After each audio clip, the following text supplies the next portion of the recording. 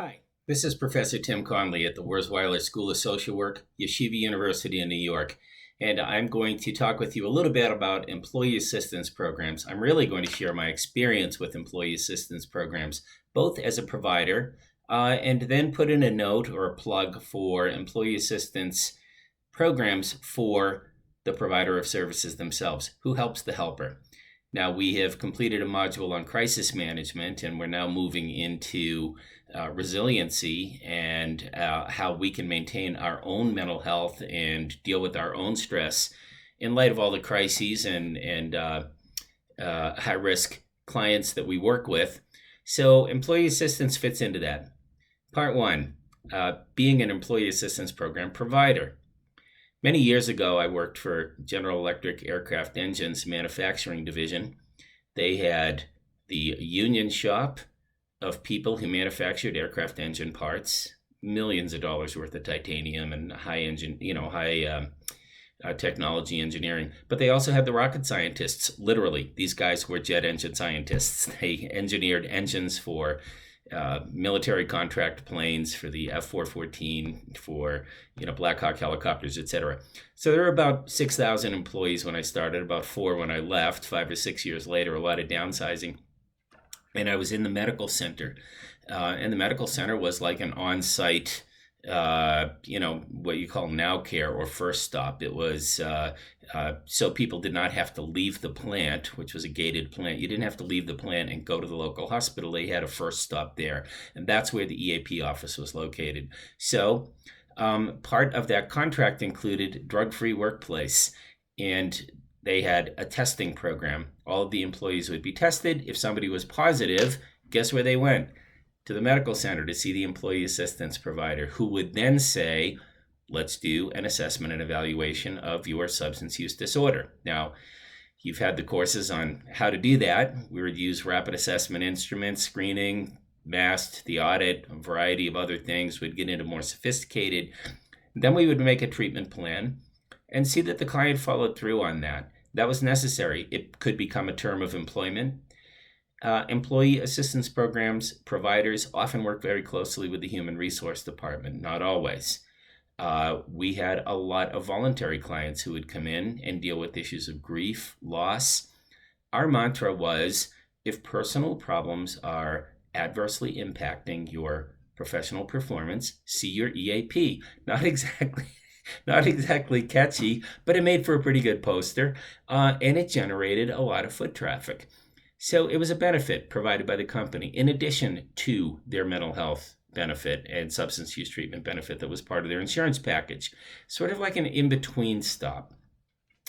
I did that contract for about 5 or 6 years while I was earning my doctorate. It was a good gig. Business tends to pay well, and it was a nice place to work. High stress, though, oh my goodness. If there was a mental health crisis anywhere in the plant, whether it was an aircraft engineer suffering a manic episode from bipolar, and he was at work and started acting in really unusual, bizarre ways, they would call me.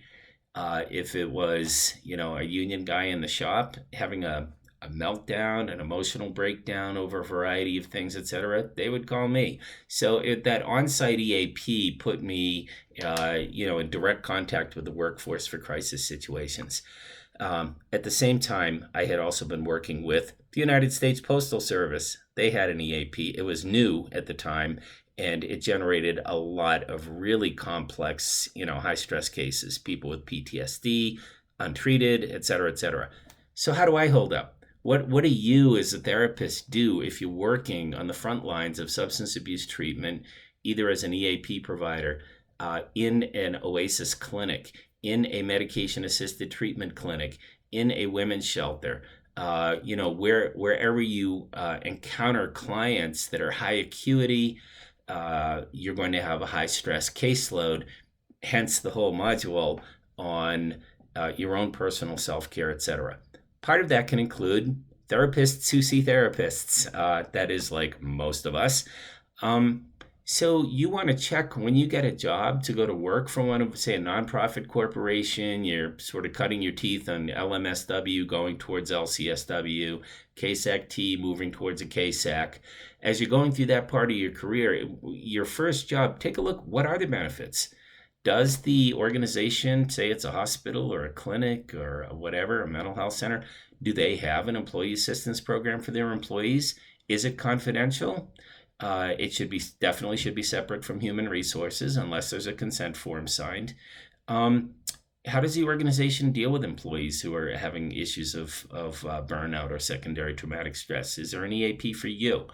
And what is the mental health benefit? How many visits per year? What's the copay? I mean, we have to take care of ourselves in order to remain strong enough to take care of our clients. There have been various points in my career. There have been various points in almost any good clinician's career in which they've gone and sought help for themselves, either through EAP or through the mental health benefit on their insurance. So whether you're a provider or a consumer, employee assistance is when your problems, when your own mental health stress, et cetera, is impacting your ability to work. And in our work, because we're dealing emotionally on the front lines all day long, in any blip on our own mental health scale, we need to take care of. So this is a little bit of a lecture on the employee assistance program, both as a provider and as a consumer. Take it to heart and fare well with it.